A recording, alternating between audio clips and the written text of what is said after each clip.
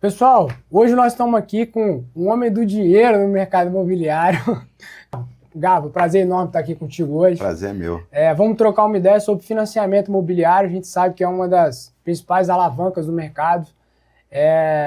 E muitas vezes a gente não explora determinados cantos ali dessa parte do financiamento, principalmente do ponto de vista matemático. E nada melhor do que conversar com um especialista aqui hoje. Vai ser fantástico trocar essa ideia contigo. Financiamento imobiliário, na sua visão, é alternativa de acesso a crédito, alavanca patrimonial ou as duas coisas? Eu pergunto porque é muito comum a gente ouvir no mercado assim, se você financiar, você vai pagar 3 vezes. Isso demonstra claramente um receio muito grande quanto aos juros, né? Mas é muito comum pessoas que têm grana para pagar à vista optarem pelo financiamento, pela alavanca de crédito. E essas pessoas não fariam isso sem fazer conta. Existe uma lógica matemática por trás disso. Então, o que você tem a dizer sobre isso? Qual é o raciocínio por trás dessas decisões? Olha, as duas coisas, com certeza. Né? Tem a primeira compra, o tão sonhado primeiro imóvel, que é conquistado na maioria das vezes, através do crédito, né? E tem também várias pessoas que já entenderam como funciona o financiamento, que ele não precisa ficar preso ao financiamento até o final, que ele faz a compra, tá? E naquele momento que ele faz a compra, ele consegue fixar o preço do valor do imóvel, esse imóvel se valoriza ao longo do tempo, e com isso ele mantém aquela grana aplicada. Então, assim, é verdade que muita gente fala sobre o financiamento imobiliário, dizendo que, poxa, eu vou comprar o meu imóvel, vou financiar, vou pagar 2 a 3 imóveis, se eu ficar do início ao fim. É verdade. Mas quanto é que esse imóvel vai valorizar até o final, no mesmo período? Perfeito. Então, esse dia estava conversando com um cliente e a gente fez uma conta. Olha, se esse imóvel minimamente, lógico, na situação hipotética, valorizar 6% ao ano, e se você também continuar com o financiamento até o final, você vai pagar 2,5 vezes o que você contratou. Mas a 6% ao ano, esse imóvel vai estar valendo 6 vezes mais do preço que você está comprando e usando a partir de agora. Perfeito. Então, o que você está dizendo é que a pessoa adquire o financiamento imobiliário, ela paga juros, ok. Mas a valorização é maior do que os juros. Com certeza. E ainda tem um outro fator nessa conta, né? Que a partir do momento que ela compra, ela não tem o aluguel. E geralmente quando a gente fala de aplicação financeira, eles comparam o retorno da aplicação com o aluguel e não com o principal, que é a valorização imobiliária. Então, de modo resumido, se a pessoa vai comprar com dinheiro em conta, ela tem o gap, né, o ganho de ter uma taxa de juros mais elevada do que ela paga no financiamento, e ela também tem um percentual de valorização mais elevado do que os juros, então ela ganha nas duas pontas, né? E aí se ela não tem o dinheiro, né, que acho que é a maioria dos casos, e financia, mesmo assim, pelo que você está me falando, a conta fecha, porque a valorização patrimonial cobre a taxa de juros que ela paga no financiamento. Ela fecha de uma maneira que, às vezes, muita gente não entende. Sim. E eu vou te dar um exemplo que aconteceu comigo. Mês retrasado, desculpa, né, em maio, eu estava entregando minha declaração de imposto de renda. Em 2020, eu resolvi comprar um imóvel num empreendimento que eu queria muito. E eu vou falar aqui valores reais, tá, do que aconteceu realmente. E os corretores me apresentaram um imóvel que eu e minha esposa, nós gostamos, é um imóvel para alocação, para investimento, e a gente comprou. A gente comprou esse imóvel pagando à vista. Na época foi R$300 mil, 2020. Como eu estava procurando, e eu sou do mercado, um outro corretor entrou em contato comigo uma semana depois. Gava, achei o imóvel que você quer. Eu falei, pô, mas agora eu acabei de comprar. E ele falou, rapaz, não perde a oportunidade, porque o imóvel é bom, é bem localizado, um padrão construtivo excelente. Eu falei, vou financiar esse imóvel. E aí, só para resumir, era o mesmo valor, R$300 mil. Eu dei 20% de entrada, ou seja, eu dei R$60 mil em 2020, e financei 240. E aluguei. Os dois estão alugados lá. Só que o de 240 mil, a parcela começou com R$ 2.400, e o aluguel na época era R$ 2.000. Eu tinha que colocar todo mês mais 400 lá para inteirar o financiamento.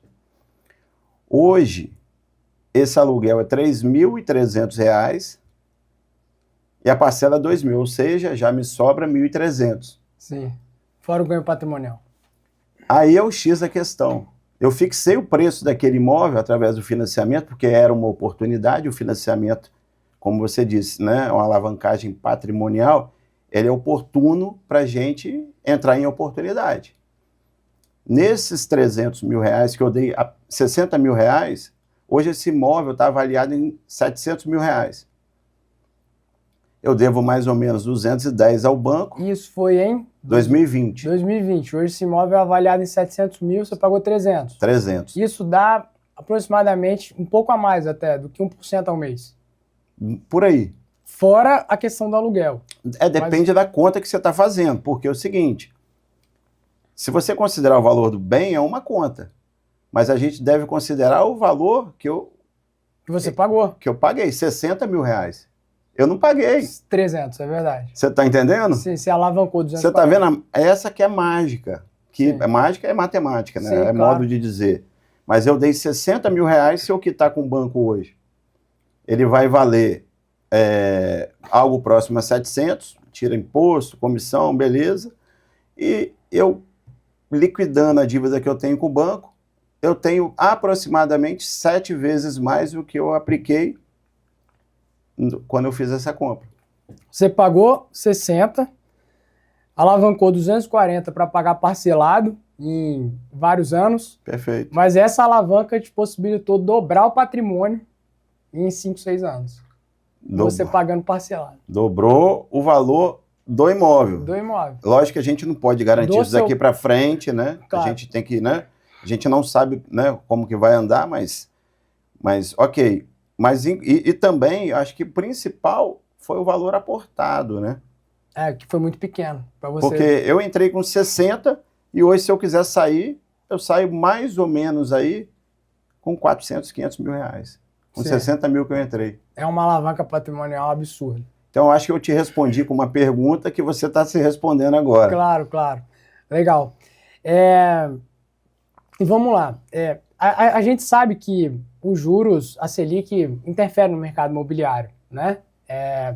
E muitas vezes as pessoas, elas esperam para comprar quando a taxa de juros abaixa. Mas eu acredito que elas pensem nisso motivadas por uma segurança de agir do mesmo modo que as outras pessoas estão agindo, como se fosse um senso comum, né? Mas elas não consideram que o preço não fica estável. E quanto mais a taxa de juros abaixa, mais o dinheiro barateia e automaticamente isso reflete no preço do imóvel. E em paralelo a isso, como você já pincelou, a taxa de juros ela é renegociável. Então, se você pega um financiamento agora, você crava o preço de mercado sem pegar o ciclo de valorização e ali na frente você pode renegociar a taxa de juros, né? Agora, é a pergunta de milhões, né? Qual é o melhor momento para identificar esse ponto ótimo de virada do mercado na sua visão entre um início de movimento de queda de juros e aumento de preço no mercado? Como é que você faria? Olha, é da maneira que a gente assessora lá na empresa, né? Acho que não tem uma receita de bolo. Para cada um, a resposta pode variar de acordo, principalmente, Juliano, com o seu orçamento familiar. Porque assim, os juros, a gente está iniciando aí uma queda de juros, né? O juros ainda está alto para o crédito imobiliário, mas ele está começando a cair. Só que tem muita gente que às vezes não consegue suportar uma parcela no patamar atual. Então, para mim, não faz sentido uma pessoa se apertar agora, contratando um financiamento no limite, com os juros de hoje. Mas para aqueles que conseguem acomodar uma prestação tranquilamente, na compra do seu imóvel através do financiamento, eu acho que faz muito sentido, acho não, né? Eu acho que é um excelente momento para que ele compre agora.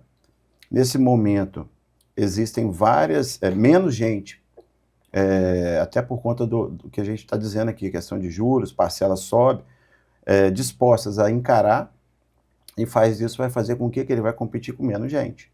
Se ele vai competir com menos gente, de repente ele vai conseguir enquadrar uma proposta no imóvel que ele sempre quis. Imóvel melhor. Exatamente. E aí o que ele vai fazer? Ele vai resolver o problema dele, que ele vai comprar esse imóvel, vai começar a utilizar, vai fixar o preço de compra e vai começar a utilizar o imóvel pagando as parcelas do financiamento. Lá na frente, esses juros não é para sempre, né? Ele pode aumentar, pode baixar, mas sempre que baixar, isso é importante dizer, e quantas vezes ele baixar, ele pode pegar o contrato dele e fazer a portabilidade, gerando economia real na parcela. Perfeito. Então, observe que tem dois propulsores aí, né? Uma que vai fazer ele economizar, que é quando os juros melhorar, a parcela vai diminuir, e a outra, que é a inversa, que é para cima, que é a valorização desse imóvel que ele comprou. Então é legal isso, né? Assim, quanto mais tempo, é um bem que você, quanto mais usa, mais ele sobe de preço. Sim. Né? Diferentemente de carro, entre outras coisas aí que você compra e não está valendo mais nada. A gente está conversando aqui e eu estou organizando as ideias. Mas o que eu percebo é que a coisa mais importante de todas é a pessoa não perder o ciclo de alta. Ela não perdeu o ciclo de valorização, porque se ela perde, ela paga não com juros, mas com qualidade de vida. Também. Porque, vou dar um exemplo real, isso foi dentro da minha família, tá? Em meados de 2007, 2008, teve uma pessoa da minha família que avaliou comprar um apartamento de 3 quartos ali na Praia do Canto. E esse apartamento, desde o início do lançamento até quando já estava em fase mais avançada de obras, eu vi ali o preço dele passeando entre 160 mil a 250. Ia depender da fase de obras, né, do momento do lançamento e da unidade. E acabou que essa pessoa não fez a aquisição. Ela só veio a comprar assim, em meados de 2019, ou seja, esperou mais de 10 anos aí para tomar a decisão. Essa pessoa não conseguiu mais comprar um apartamento do mesmo padrão. Ela paga com qualidade de vida. Teve que comprar um 2 quartos em outro bairro, em Barro Vermelho, nesse caso. Então, se ela entra naquele momento no mercado, crava aquele preço, hoje ela teria muito mais qualidade de vida num apartamento de 3 quartos maior. Né? A renda das pessoas dificilmente acompanha esse ciclo de valorização e muitas vezes as pessoas ficam apegadas a taxas de juros que podem ser renegociadas e perdem essa qualidade de vida que elas podem oferecer, que é o retorno real mesmo do investimento, além de financeiro, é o que você oferece de qualidade de vida para sua família, né, para os seus filhos. Nós atendemos um cliente, um casal, na verdade, essa semana, né? E ele foi orientado há mais ou menos 5 anos atrás a vender o imóvel e aplicar eu não lembro qual foi a aplicação, mas ele foi orientado para essas casas de investimento a vender, viver de aluguel e com o valor da rentabilidade dele, ele vai pagando aluguel e ia sobrar o dinheiro e ia multiplicar o dinheiro dele. Ele vendeu, alugou no mesmo prédio e, resumindo, ele procurou a gente agora para poder fazer um financiamento e foi exatamente isso que você disse. Morava na Praia do Canto, ele está olhando em bairros adjacentes, mas o imóvel que ele vendeu, que ele morava, que era dele, subiu de preço e agora ele não consegue recomprar com essa grana que ele tem lá guardada nessa casa de investimento. Fora a qualidade de vida do aluguel. Vamos conversar aqui. A qualidade de vida do aluguel é inferior à qualidade de vida que você tem no imóvel próprio. Quando você tem um apartamento seu, você monta do seu jeito, decora do seu jeito, você não tem preocupação de alguém te acionar para liberar o apartamento, né? Enfim, você fica muito mais confortável ali dentro do que quando você tem um aluguel, que você tem que pedir autorização para tudo, você não consegue deixar a casa do seu jeito. Acho que talvez você nunca tenha nem o sentimento de que aquele ali é o seu lar, né? Então tem esse aspecto emocional também na conta que às vezes o mercado financeiro não gosta muito de colocar na mesa e que é muito real.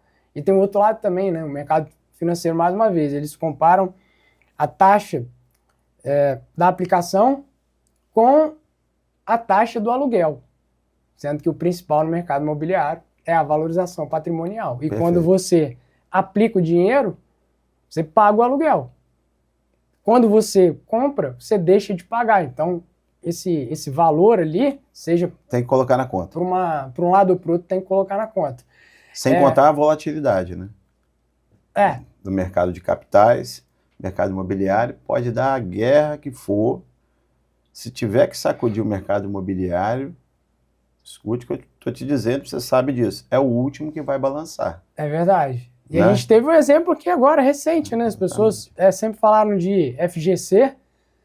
Quem teve mais de 250 mil aplicados em Banco Master ficou numa situação complicada. Infelizmente, é verdade. Então, é risco também, apesar de muitas vezes ser visto como garantido, tem um risco implícito ali.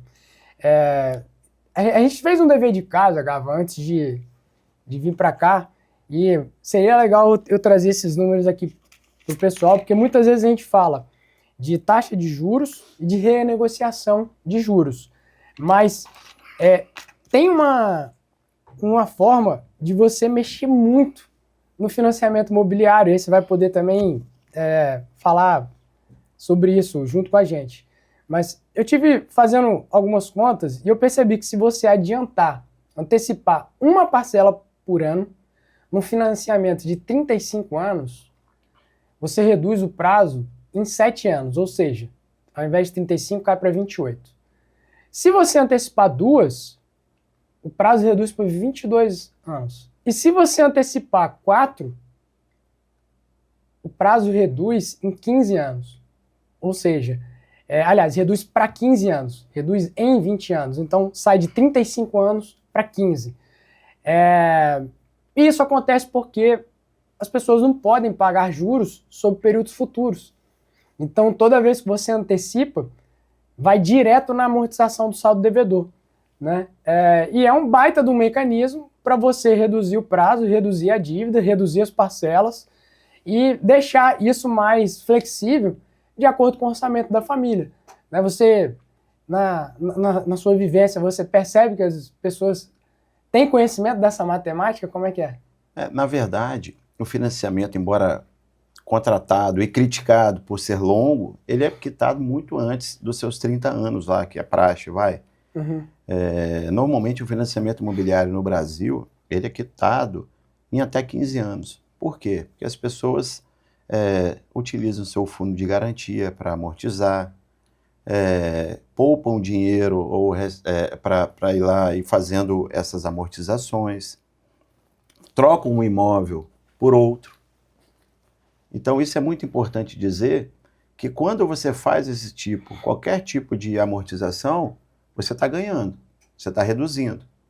E o mais legal disso tudo é que o banco não participa na valorização do seu ganho. Legal. O que você contratou está ali, é devido ao banco. Só que se você comprou o imóvel hoje e vendeu daqui a 5 anos, está lá o que você vai pagar. Né? Daqui a 5 anos, na própria simulação já tem uma projeção de liquidação do financiamento futuro. Uhum. Né? Mas toda essa valorização desse período é toda sua. O banco não vai comer a sua valorização, não vai participar do seu lucro. Não entra como sócio, né? Não entra como sócio. O produto dela é dinheiro. Então, quer dizer, eu costumo dizer que, lógico, né, é uma brincadeira que a gente faz, mas é o único bem que faz sentido você financiar, é o imóvel. Realmente, parando para pensar aqui, é difícil surgir outro. E vamos lá. Consórcio imobiliário. Para quem que é esse tipo de produto e quais são as principais questões quanto ao consórcio, que às vezes as pessoas, talvez por desinformação, não têm, né? Queria tentar clarear um pouco aqui a diferença entre os dois produtos, financiamento imobiliário e consórcio, para ajudar todo mundo aí que está assessorando os clientes ou que esteja prestes a tomar uma decisão no mercado. Bem, o consórcio, ele é uma ferramenta que ele ajuda muitas pessoas a formarem patrimônio. Mas assim, Juliano, eu acho que o consórcio ainda é vendido de forma muito errada, sem transparência. E isso é muito ruim, porque ele é muito fácil para você entrar, né? Ele praticamente não tem barreiras para você contratar, entrar num grupo, mas depois o cliente acaba ficando insatisfeito porque não foi explicado a ele como funcionam as regras, né? Mas esse é um problema. O que acontece com o consórcio, você me perguntou, quando você acha que faz sentido a pessoa contratar o consórcio? Então, assim, em termos práticos, principalmente aquela pessoa que tem dificuldade de poupar dinheiro para formar uma entrada, para comprar o apartamento através do financiamento. E tem muita gente que se não tiver uma necessidade de pagar um boleto para se organizar, ela acaba gastando. Ou ainda aquela pessoa que não está preparada agora, está se organizando para ter uma aprovação de financiamento. Ela não consegue aprovação agora, mas sabe que isso, ela vai se organizar, ela coloca uma meta para ela, e ela entra num consórcio para poder já ir pagando, quando for contemplado, ela adquirir imóvel. Mas pelo que você está me falando, então, para a pessoa que tem dificuldade de planejamento, não tem a disciplina, o consórcio pode ser uma baita solução. É uma baita solução, principalmente... Desculpa. Não, tranquilo, mas do ponto de vista matemático, talvez ela corra o risco de justamente pegar o melhor imóvel naquele momento, porque dependendo da data que ela for contemplada, que ela tiver acesso ao capital, às vezes o imóvel que ela planejou comprar lá na frente pode estar custando mais e aquele volume financeiro pode não ser suficiente para comprar aquele imóvel. Tô certo? Tá certíssimo. O consórcio é o seguinte, ele tem alguns pontos que pouca gente fala. Vamos dar um exemplo aqui, um consórcio de R$500 mil, né? Em cima desses R$500 mil, o cliente, quando entra no grupo, já tem uma taxa de administração ali. Numa conta simples, um consórcio imobiliário, eu vou colocar uma taxa média de 20% de administração, o que daria mais ou menos R$100 mil, mais ou menos, daria R$100 mil. Então o cliente, ele já larga participando de um pagamento em cima, ele tem uma carta, se ele for contemplado, de 500, mas ele já começa pagando uma carta de 600. Mas o principal da questão é que pouca gente fala que o consórcio é corrigido anualmente, e principalmente o imobiliário, normalmente ele é corrigido pelo Índice Nacional da Construção Civil. Se a gente pegar uma janela, e a gente trabalha com consórcio, eu peguei e fiz esse estudo, do ano 2000 até 2025, o INCC deu uma média de 7,5 ao ano, vai. Isso deve ser considerado. Por quê? Você começa com uma parcela muito baixa, né? Mas depois, quando vai fazendo os aniversários anuais, essa parcela vai corrigindo. Vai corrigindo, vai corrigindo, vai corrigindo. A carta também vai, porque o preço do imóvel que você começou a pagar, ele vai atualizar com o passar do tempo. Só que aí tem dois poréns. Normalmente o mercado imobiliário anda numa velocidade diferente, ou pode andar, para ficar mais correto aí a resposta, pode andar numa velocidade diferente da correção da carta. E aí, quando você for contemplado, que você não tem esse controle de quando vai ser contemplado, pode ser que esse imóvel seja muito mais caro do que você consiga comprá-lo. Esse é um ponto. Então, pode haver um descasamento entre o preço daquele imóvel quando você for contemplado e o valor do seu poder de compra da sua carta naquele momento. Outro ponto muito importante, que nós já atendemos diversos clientes com esse tipo de problema, é que, como eu disse, para entrar no consórcio, ele quase não tem barreira. Você pode até com o nome sujo, você pode participar. Começar a pagar lá a sua cota para se organizar, ok. Mas, quando você é contemplado, você vai passar por uma análise de crédito exatamente igual ao do financiamento. A parcela do consórcio, ela não pode ser superior a 30% da sua renda bruta. Só que aí tem um porém. Se você não sabe quando você vai ser contemplado, significa que você não sabe qual vai ser o valor daquela parcela quando você for contemplado. Sim. E com isso significa que você não sabe quanto você vai precisar ter de renda para quando você for contemplado e se você Acessar o crédito. vai ter acesso ao crédito. Você vai ser aprovado, mesmo que contemplado, para poder utilizar aquele crédito. Ou seja, sintetizando isso, a pessoa vai lá e faz uma carta de 500 mil. E ela tem por expectativa, ela fez essa carta de 500 mil olhando para o mercado hoje, para os imóveis de hoje, e planejando comprar, mesmo que seja daqui a 5 anos, um imóvel próximo ao padrão do que ela teve namorando lá, né?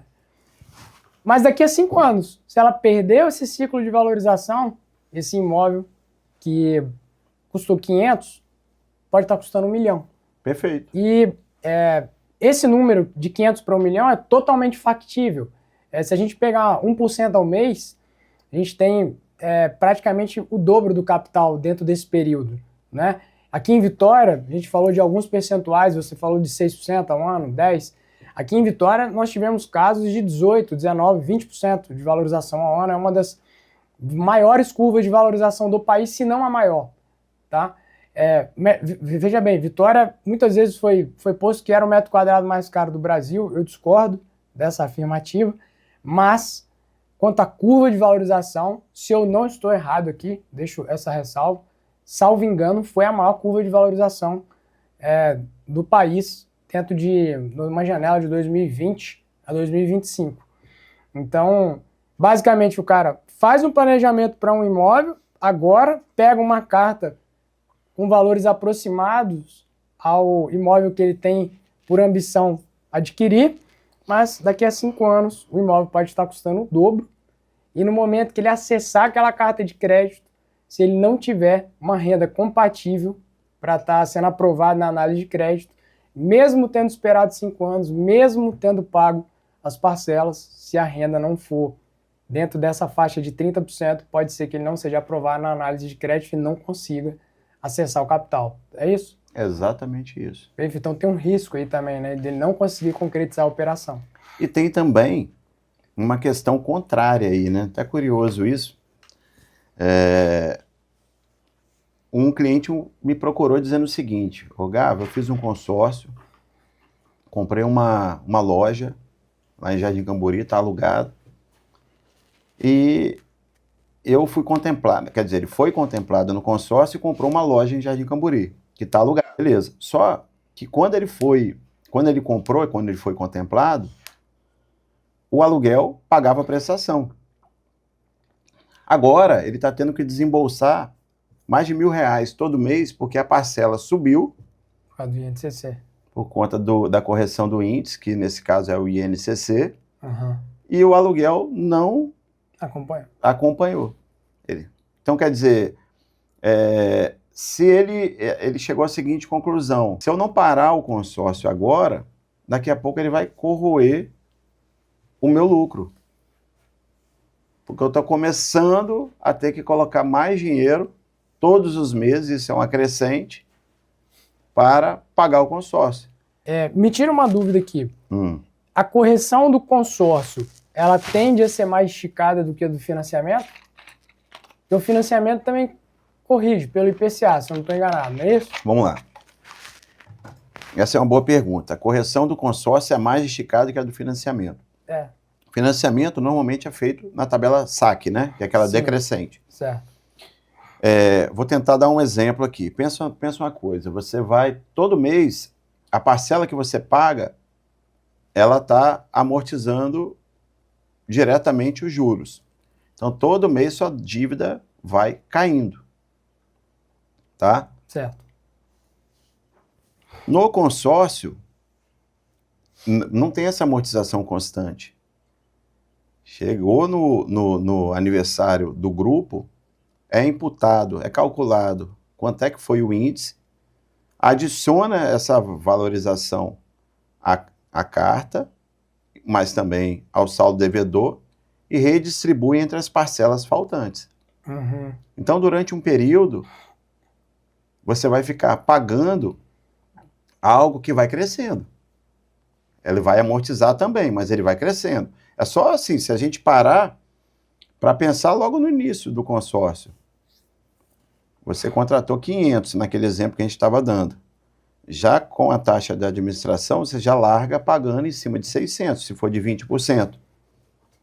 Então, no final das contas, imagina você descendo uma escada no financiamento e no consórcio você tentando subir uma escada rolante que desce nos primeiros anos. Uhum. Porque a dívida, ela cresce no início. Entendi. Então, acho que está ficando claro para a gente que, para questões de planejamento, e principalmente com pessoas que ainda não têm essa disciplina, o consórcio pode ser uma bela de uma alternativa, né? Mas, do ponto de vista matemático, para decisão imediata... Ninguém pode prometer, Juliano. O consórcio, como eu disse, né? O cliente tem que saber onde ele está entrando. E eu não estou aqui falando mal de consórcio, pelo contrário. Claro, é só a estrutura. Eu acho que, assim, ele tem que conhecer tudo que engloba um e outro. O consórcio, ele pode possibilitar a acumulação de patrimônio, mas você tem que conhecer todas essas correções, saber que quando você for quitar, você não tem abatimento nenhum, não traz nada a valor presente, é o prazo vezes o valor da prestação. E isso, como a gente já falou aqui, pode te atrapalhar se comparado com o financiamento na valorização que você ganhou em o saldo devedor do consórcio pode, sim, correr o seu lucro. Sim, entendi. E aí, para a gente fechar aqui, se você fosse comprar um imóvel agora, como é que você faria esse movimento? Depende. Aí cada caso é um caso. Certo. Mas assim, se for uma oportunidade, é o financiamento. Se for um imóvel que a minha família sempre quis, né, que a gente desejou e que realmente apareceu, chegou a hora, é financiamento. Não tem outro caminho. Independente dos juros. Independente dos juros, logicamente, que né, a gente tem que olhar sempre o orçamento. Certo. Mas assim, independente, se a conta couber no meu bolso, eu financio agora, o juro eu ajusto depois. Até porque tem esses mecanismos, né? Esses mecanismos que a gente discutiu aqui, né?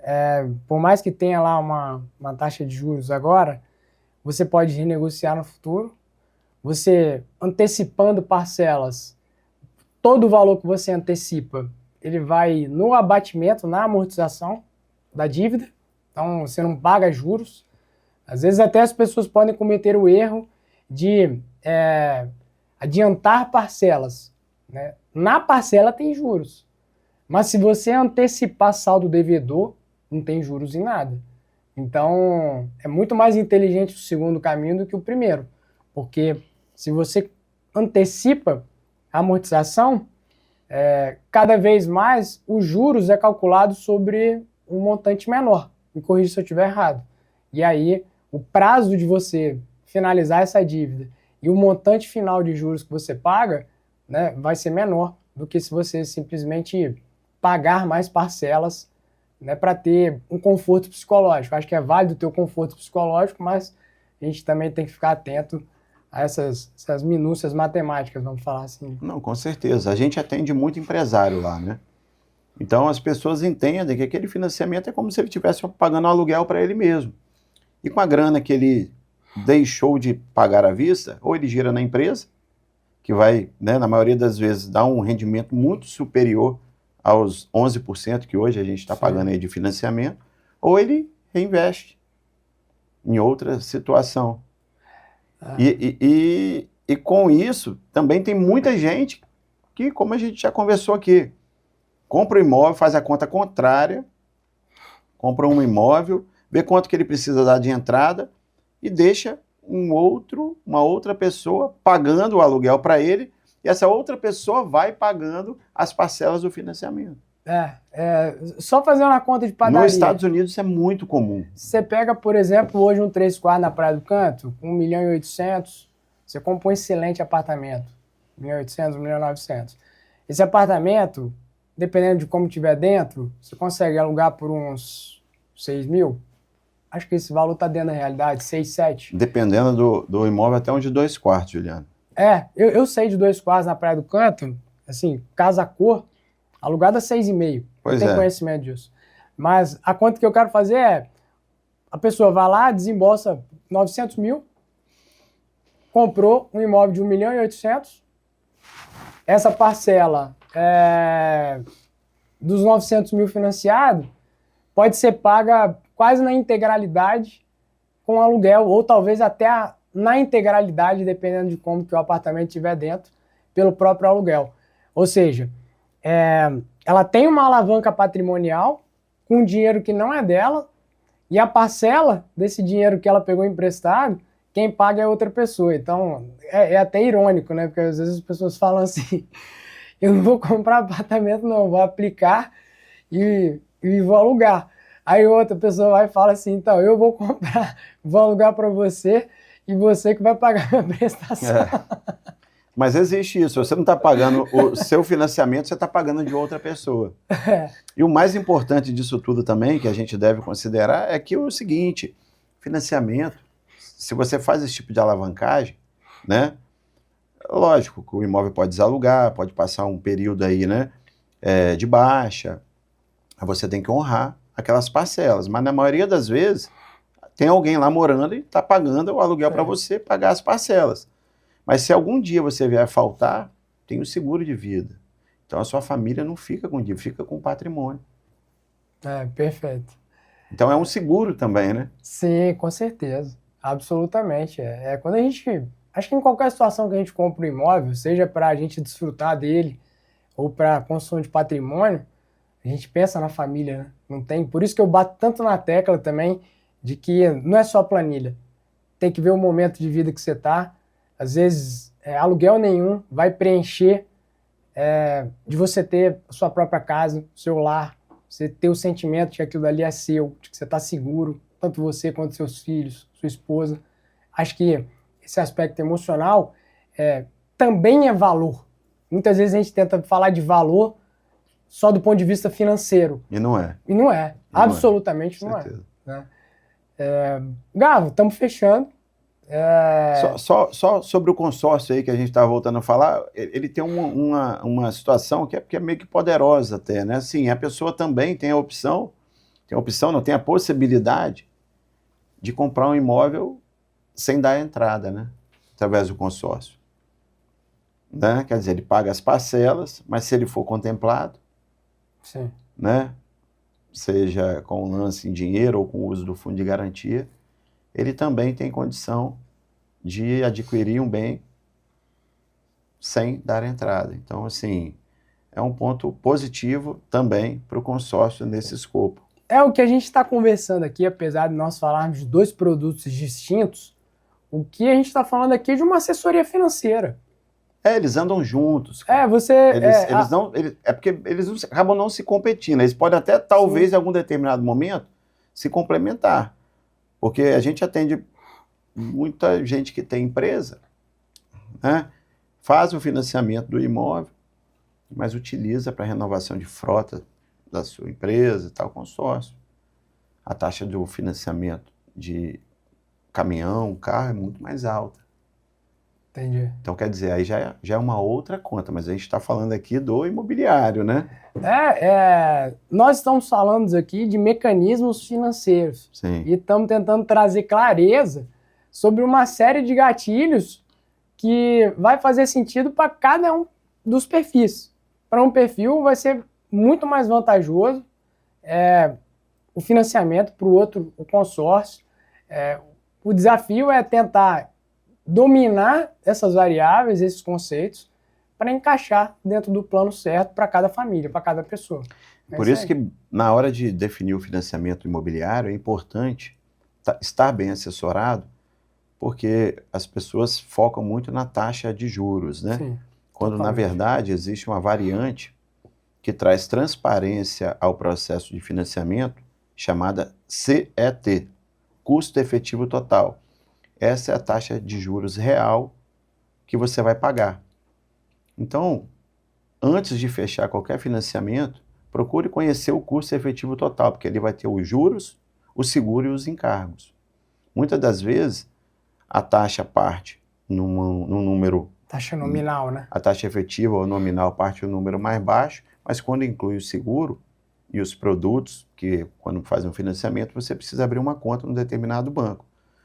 Isso tudo está incluído no custo efetivo total. E esse é o número que deve ser considerado, essa taxa, CET 7, que deve ser considerado que é a taxa de juro real que você vai pagar ao longo do período. Perfeito. Olha, uma baita de uma aula aqui. Eu tenho certeza que vai ajudar tanto corretores do mercado imobiliário, gestores e muitos clientes também. Eu vejo que esse assunto precisa receber mais luz para clarear as coisas na cabeça de todo mundo, né? Tem muita gente que, às vezes, toma decisões em cima de afirmativas superficiais, né? Quantas vezes a gente ouve falar que a aplicação faz mais sentido do que o investimento no mercado imobiliário? E eu não estou vendendo a bala de prata aqui, pode ter situações que o investimento pode ser mais vantajoso do que determinado investimento. Não estou dizendo que você vai comprar qualquer coisa no mercado imobiliário que vai dar retorno, não. Né? Você vai precisar escolher um bom produto, bem localizado, bem construído, né? Bem conceituado. Se você fizer isso, a tendência de você ter retorno é muito maior. Daí a importância de estar assessorado por um profissional competente, um corretor qualificado, que vai mostrar, vai conhecer todas as oportunidades, vai filtrar e vai indicar. Exatamente. A gente não está aqui, mais uma vez, vendendo uma bala de prata, enviesando o discurso. Não. A gente só está trazendo todas as variáveis para a mesa, que às vezes não são colocadas e que são importantíssimas na hora de você avaliar para tomar a decisão. Senão, você tende a tomar uma decisão em cima de algo muito superficial, e aí o resultado financeiro você só vai descobrir que foi negativo lá na frente, tendo perdido oportunidade de dinheiro. Beleza? Com certeza. Queria te agradecer aí pelo seu Juliano. tempo. Foi fantástico. Eu tenho certeza absoluta que esse bate-papo aqui vai ajudar muitas pessoas. E obrigado pela parceria. Da mesma forma. Valeu? Tamo junto. Um abraço.